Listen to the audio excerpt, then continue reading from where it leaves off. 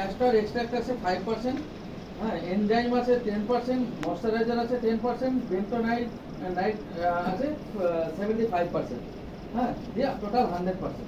আমি বড় অঙ্কটা নিচ্ছি, যেটা বেন্টোনাইট, এই যে 75%। এই যে ইনগ্রিডিয়েন্টসটা মার্কেটে অনেক প্রোডাক্টের মধ্যে দেখবেন, হয়তো কোনো প্রোডাক্টে আজকের দিনে যারা এই ফরম্যাটে আসছে, অনেকে নিয়ে আসছে, আমার দুটো একটা ব্র্যান্ডের চোখে পড়েছে, কারো 10%, কারো 15%।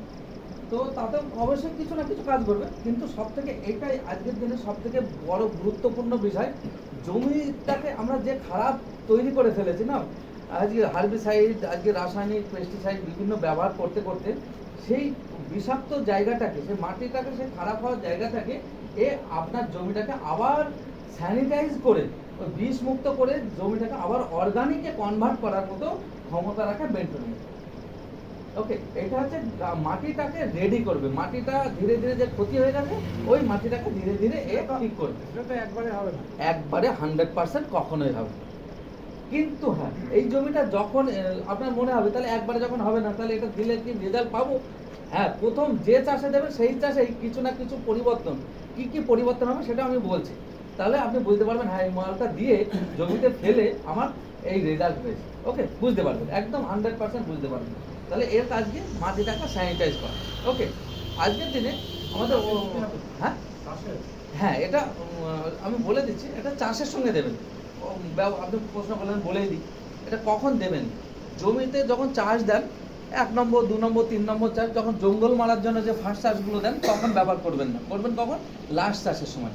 হ্যাঁ, চাষ দেওয়া হয়ে গেল, এটা ছড়িয়ে দিলেন, বাসুই দিয়ে বা মই দিয়ে আপনার সমান করে নিলেন, হ্যাঁ, বা বীজ ছড়ানোর আগে মুহূর্তে এটা ছড়িয়ে দিলেন, বা অনেক সময় বীজ মানে চারা লাগায়, সেখানেও হয়তো চারা বসানোর আগে এটা জমিতে ছড়িয়ে দিলেন, দিয়ে চারা লাগালেন।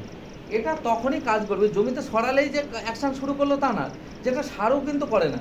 কীভাবে কাজ করে? মাটির সংস্পর্শে আসা চাই, সঙ্গে বায়ু সংস্পর্শে আসা চাই, সঙ্গে জল দরকার, মানে রসটা দরকার। এই তিনটের কাছে যেই আসবে তখনই কাজ হবে। হ্যাঁ, শুকনো জমিতে ফেলে রাখলে কিন্তু কাজ হবে না, ড্রাই অবস্থায়, যেটা একদম পুরো কি বলবো, পেঁয়াজ বা পাটের দানার মতো ছোট ছোট দানার উপরে আছে। ওকে, এটা ছড়াতে হবে ওইভাবে।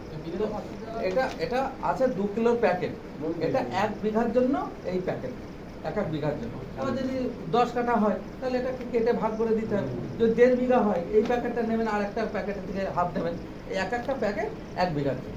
ওকে, তাহলে কি বললাম, এটা হচ্ছে মাটিটাকে রেডি করবে। আর মাটিটা যদি রেডি হয় আপনি কি কি সুবিধা পাবেন সেটা এবার বলি, তাহলে তো বুঝতে পারবেন। মাটিটা যেই ঠিক হয়ে যাবে তখন এর কি কি বেটার আপনার চোখে পড়বে সেটা বুঝে নিন। প্রথম কথা হচ্ছে, যে বীজটা ছড়াবেন সেই বীজের জার্মিনেশন বাড়বে। আপনি ভেন্ডি বলুন, শসা বলুন, বা পেঁয়াজ বলুন, এই যে পেঁয়াজের বিষয়টা তো আপনারা খুব ভালোভাবে জানেন। যত বীজ ছড়ানো হয় প্রচুর বীজ মারা, মানে ঠিকঠাক অঙ্কুরোদ্গত হয় না, বেরোয় না।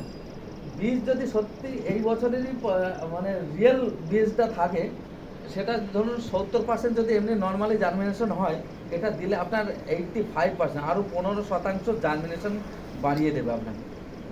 কারণ জার্মিনেশন পাওয়ারটা বাড়ানোর মতো ক্ষমতা আছে এর মধ্যে। ওকে, এটা গেল নাম্বার 1।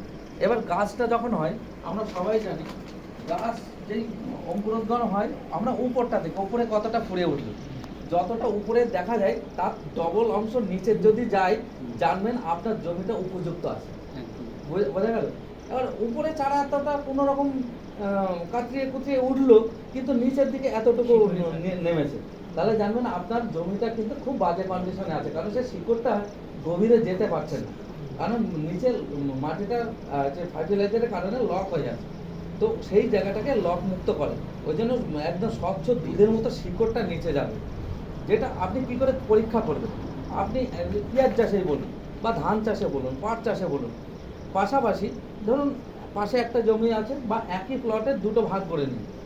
একটা জমিতে আপনি দেবেন এটা, আর একটা জমিতে দেবেন না। যে গাছটা যেদিন মানে অঙ্কুরোদ্গম হয়ে উপরে উঠবে সেই দিন থেকে 20-25 দিন বাদে এই পরীক্ষাটা করবেন।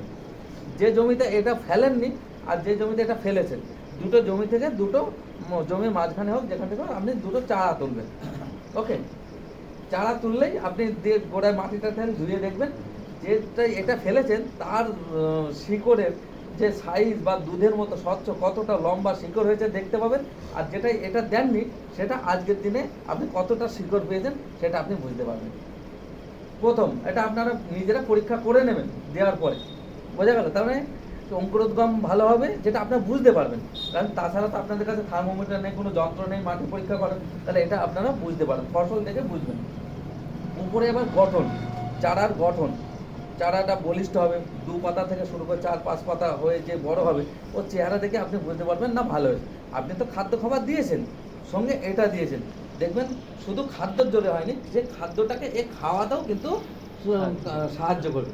যেমন আমরা জমিতে যা যা দিই, যেটা যেমন আমরা আমাদের মূল খাদ্য শস্য কি ধান আর আছে গম, তাই তো? গমকে আমরা ডাইরেক্ট খাই, ধানকে আমরা ডাইরেক্ট খাই, কিন্তু ওটা প্রসেসিং করা হয়, তো প্রসেসিং করে চাল, ওটা থেকে আটা, আটা থেকে আবার আমরা খাদ্য বানিয়ে তারপরে খাই। তাহলে এইগুলো যে যে খাবারগুলো স্যার বলছিলেন, ওই খাবারগুলো গাছ কিন্তু সরাসরি গ্রহণ করে না।